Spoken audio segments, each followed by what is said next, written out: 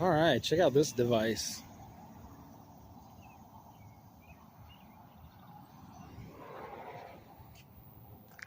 So I'm just driving by and this thing's for sale. And I'm wondering, let's see, it's got airbags on it. I'm wondering, it's got a, boy, that frame is narrow. Look at that. It's just got a narrow beam frame down the center.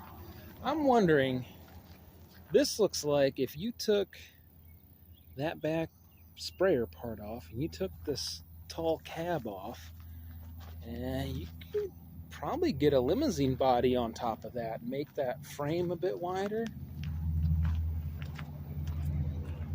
It's four-wheel drive, and it looks like you can adjust the width of the track. It looks like this part here will adjust in and out, and then the same thing in the back. Huh, I've never considered one of these as a donor vehicle for a project. I've actually never seen one of these things up close. Quite interesting. Would have never thought it was so narrow in the center. Oh, I see how it turns. Okay, so this entire front end turns. That's why it's built that way. Okay.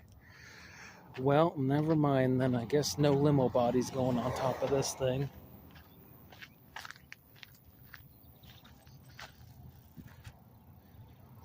But that is a rather interesting device there. That would make a potentially a cool vehicle of some sort,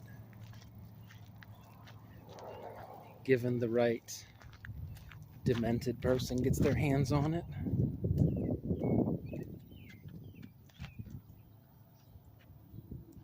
Kind of neat. Looks like a little tiny turbo diesel.